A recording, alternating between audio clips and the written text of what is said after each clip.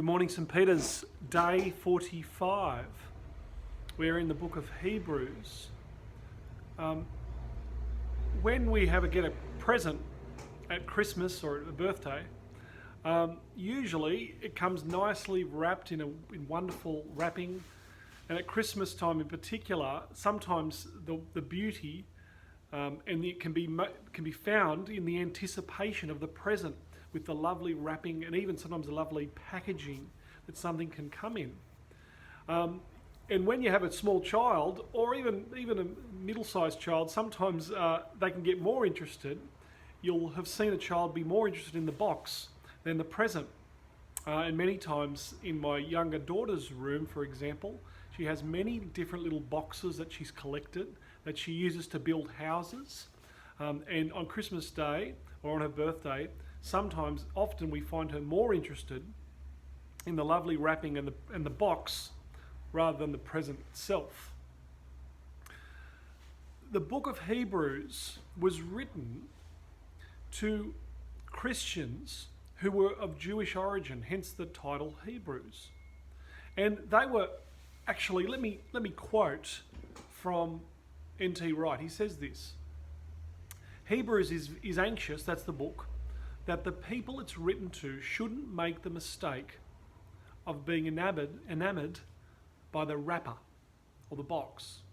They're Jewish Christians, as indeed many of the earliest Christians were, but this letter seems to be written sometime later, between AD 50 and AD 70.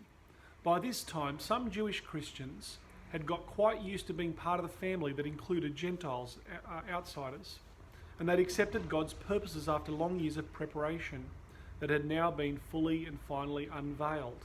The point is, the wrapping had come off the present.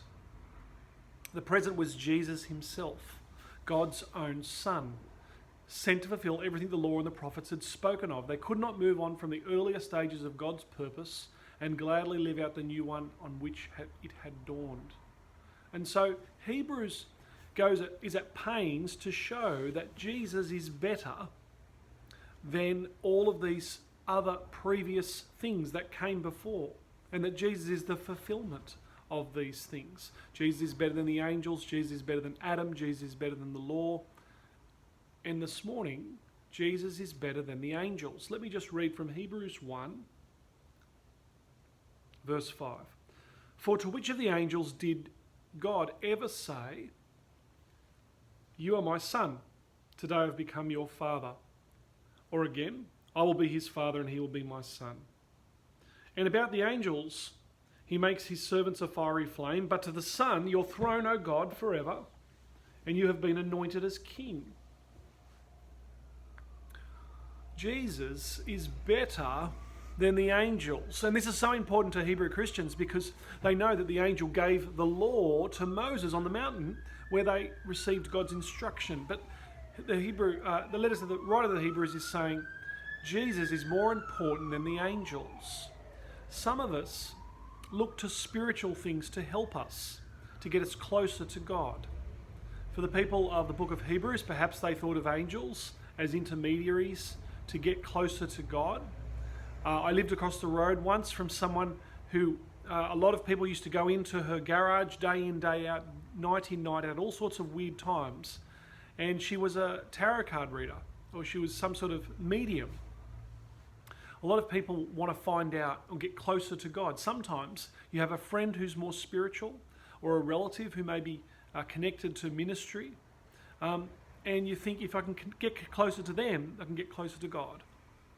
The Jewish Christians are in danger of going back to what they knew before. And Hebrews says, well, the fullness of God is in Jesus. He is the Son of the Father. You cannot find any greater spirituality than coming to Jesus. Jesus is better than any angel or any spirituality, and so come to him. You want to know spirituality, you want to know God, come to Jesus, know him. And that's why it says in Colossians 1:19, the fullness of the presence of God was only too pleased to dwell in him. Come to the Son, by which we have access to the Father. It's our message today, and we'll continue on in the coming days, for Jesus is better than. So tomorrow, Jesus is, what is it tomorrow?